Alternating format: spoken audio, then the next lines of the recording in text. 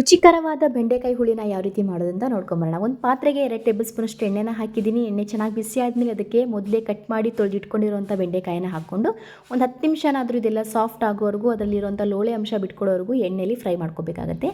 ಮಸಾಲೆನ ರೆಡಿ ಮಾಡ್ಕೊಳ್ಳೋಣ. ಒಂದು ಈರುಳ್ಳಿ, ಬೆಳ್ಳುಳ್ಳಿ, 1 ಟೊಮೊಟೊ ಹಣ್ಣು, ಸ್ವಲ್ಪ ಕಾಯಿ, ಜೀರಿಗೆ, ಸ್ವಲ್ಪ ಹುಣಸೆಹಣ್ಣು, ಹಾಗೆ ಧನಿಯಾ ಪೌಡ್ರು, ಅಚ್ಕಾರದ ಪುಡಿ, ಅರಿಶಿನದ ಪುಡಿ ಹಾಕಿ ಸ್ವಲ್ಪ ನೀರನ್ನ ಸೇರಿಸ್ಕೊಂಡು ನುಣ್ಣಗೆ ರುಬ್ಕೊಂಬರಬೇಕು. ಇವಾಗ ಬೆಂಡೆಕಾಯಿ ಕೂಡ ಚೆನ್ನಾಗಿ ಫ್ರೈ ಆಗಿತ್ತು. ಬೇರೆ ಪ್ಲೇಟಿಗೆ ತೆಗೆದಿಟ್ಕೊಂಡಿದ್ದೀನಿ.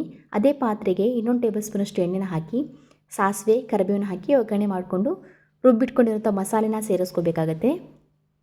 ಇವಾಗ ಅಳತೆಗೆ ತಕ್ಕಷ್ಟು ನೀರನ್ನ ಸೇರಿಸ್ಕೊಂಡು ನಾವು ಮೊದಲೇ ಫ್ರೈ ಮಾಡಿಟ್ಕೊಂಡಿರೋಂಥ ಬೆಂಡೆಕಾಯಿನ ಸೇರಿಸ್ಕೋಬೇಕು.